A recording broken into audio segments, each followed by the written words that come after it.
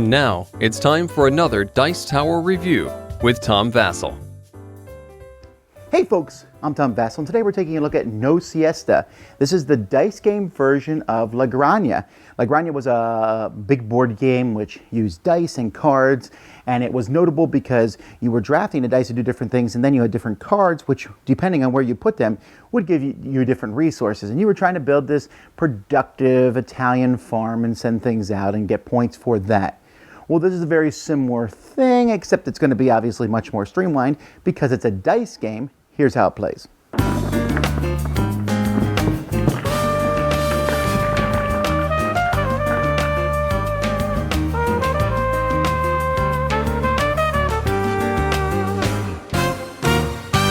The goal of this game is to get the most points, which comes with a score pad for different points. And each player is going to get a sheet here, a full color sheet. They're double-sided, so you can use them over again. And there's going to be various ways to get points on these. You can see there's some points on them. And I'll talk a little bit about more of that in a bit. Each player is going to start with some discs. You have some extra discs that are here in the middle. You'll start with a disc here on this hat track. Any game that includes hats as a resource is a bonus to me. And then one person, the first player, each round is going to be a different first player, is going to roll a bunch of dice. And the dice are dependent on the number of players, so I'm showing you dice for a 4-player game.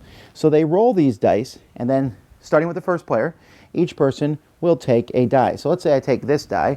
It shows yellow and green. I'll put a resource on my track here on the olives and the wheat, because that's what I took.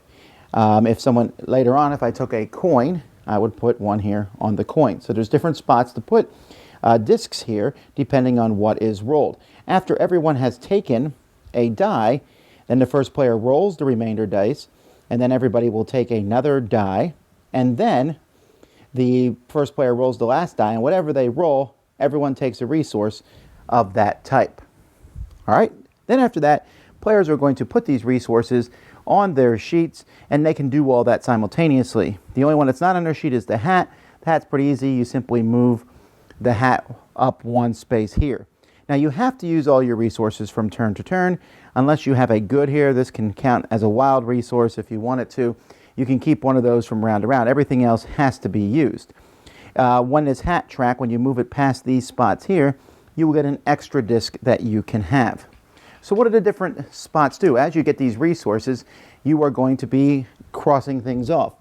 As you get coins, you will cross off the circles here in a row, and when you cross off all the circles in a certain spot, you will draw a random roof tile, and you'll put it face up. So this one here gives me 1 point at the end of the game.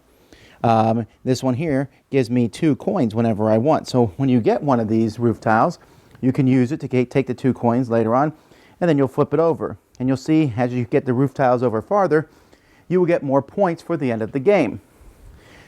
Right here, these are workers. You have to fill these resources in, starting from left to right. So here I got a wheat, maybe later on I'll get the pig. And when I do that, I will then pick one of my 6 worker tiles. So I have these different tiles, and these are going to give me special abilities. For example, this says I can use the wild resource as a hat anytime I want. Or this one here, once per round I can move one of my resources left or right, except for the hat and the wild. And so when I get one of these, I'm going to place it here, giving me that special ability. And if I get them across far enough, they're going to give me points. If I ever get 3 goods of the same type on a turn, which is possible, I can cross one of these off. So let's say I got 3 donkeys, I'd cross that off. That gives me a wild resource, the goods. And at the end of the game, I'm going to get 2 points for each of those that I've done. Down here at the bottom is kind of where you put extra resources. So olives and wheat and grapes and pigs and donkeys. I'll fill these in as time goes by. And at the end of the game, for all 3, if I have 1 olive, 1 wheat, and 1 grape, I'm going to get a point. And for each pig donkey pair, I'm going to get a point. So filling these in can get you points. And then finally, on this sheet over here are your wagons.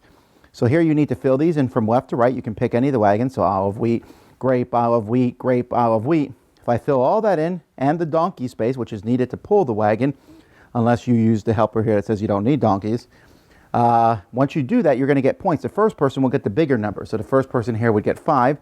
The second, everyone else would get 3. But you also will take one of your discs that you have, which gives you fewer discs, but hopefully you've been getting more with the hats, and you'll be able to place it on the board up here on one of these spots. And at the end of the game, these are going to give you bonus points, like 1 for every roof, or 1 for every disc you have, or 1 for every special worker, or for 1 for every ship that you've used. So there's 1 for those groupings of 3 that give you a point. Now they're going to give you 2 points. And so players are going to keep doing this, taking turns, using the discs. And when one person's hat gets here to the end, the game will end. You're going to get a point for how far you are on the hat track. You'll get points for your bonuses here, and you'll get points for your sheet. Whoever has the most points is the winner of the game. I should mention that there's also a variant of the game where everyone has access to the same pool of workers, and you'll also include some extra workers here. So everyone will have these, and then you'll use 2 players' colors.